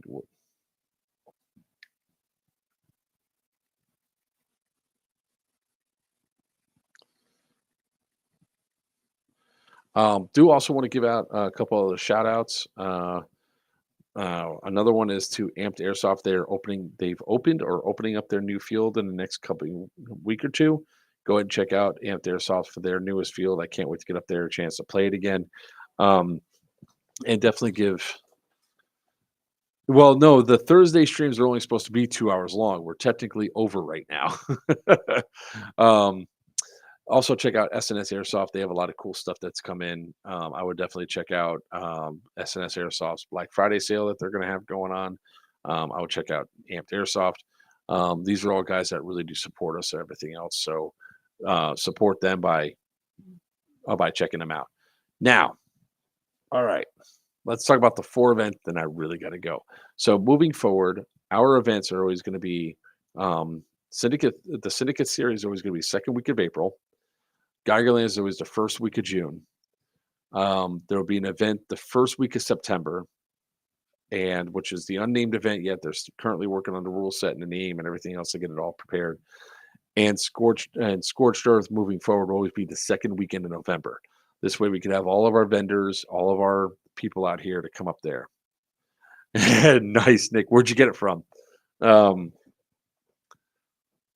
If you got it from SNS, please make sure they said Joker sent me. For anybody that, if you guys are getting anything from any of the people that we mentioned, please mention that we sent them their way. These and all the series are going to be interconnected in together storyline size. So Syndicate leads to the downfall of society, to where governments have lost control. That's where Scorched Earth comes in. The Nationals, Federals are fighting over control of the region. And went to Amped. Sorry, they're sold out. I really wish SNS could have got some of the plugs there. So after the society's in the downfall stage, you have the government, you have the Nationals, Federals trying to become the new form of government. That failed because somebody pushed a button. Then we have Geigerlands. This next event is going to be somewhere between Scorched Earth and Geigerlands. So leading up to that, all this is going to be at the same AO as of this time. So we always try to do the stuff there. We have a lot of control of the site. We're going to try opening up more of the site as well, like outside the wire.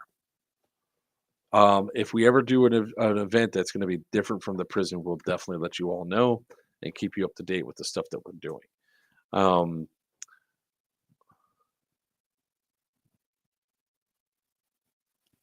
Brian, that's absolutely awesome, man. I really love the fact that one of the cool things about what we do here is, and we have a whole lot of people that join us for their first milsim, or even the first time even playing airsoft, which I think is completely awesome.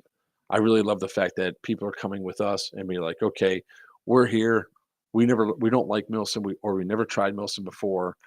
Always apprehensive. We try to keep what we call milsim light, right? We try to make it to where